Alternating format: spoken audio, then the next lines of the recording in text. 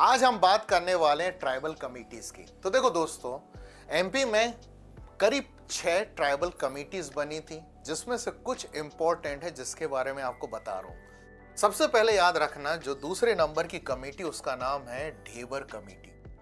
Dhebar committee कभी बनी थी तो 1960 में बनी थी। ये किसके लिए बनी थी? तो ट्राइबल के पूरे स्टेटस को, उनका डिस्प्लेसमेंट और उनके बारे में पूरा एनालिसिस करने के लिए कमेटी का फॉर्मेशन 1960 में हुआ।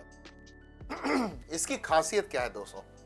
इस कमेटी की रिकमेंडेशन पर एक ग्रुप बनकर के तैयार हुआ, जिसको हम बोलते हैं पीवीटीजी या पर्टिकुलरली वल्नरेबल ट्राइबल ग्रुप, जिसे हम अत्यंत पिछड़ी जनजाति के रूप में जानते हैं।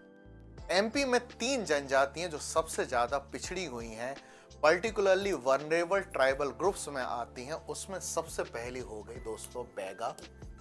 दूसरी बात है, याद रखना, दूसरे का नाम है भारिया। और तीसरी हो गई कौन सी? सहरिया।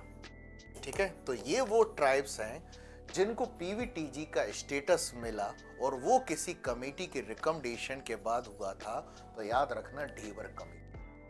वहीं उसके बाद हमारे लिए जो दूसरी इंपॉर्टेंट, सबसे ज्यादा इंपॉर्टेंट कमेटी है, उसका नाम है भूरिया कमेटी, जो दिलीप भूरिया की चेयरमैनशिप में बनी हुई थी 1991 में। अब देखो इसके बाद खासियत क्या हुई।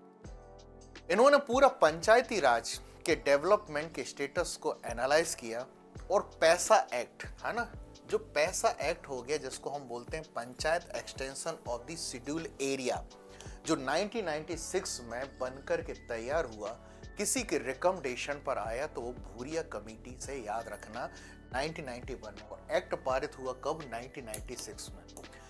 ये वो स्टेट्स होते हैं, ओके, जो कि शेड्यूल 5 में है। वहां पर ट्राइबल पॉपुलेशन ज्यादा है, जिसमें से एमपी भी है, ऐसे 10 हैं। तो एमपी में 15 नवंबर 2022 को ऐसा एक्ट लागू हो चुका है जो ट्राइबल को उनके राइट से, ठीक है, या उनके राइट्स के बारे में उनको अवेयर करता है और उनकी ओके प्रॉस्पेरिटी के लिए एक्ट बना हुआ है।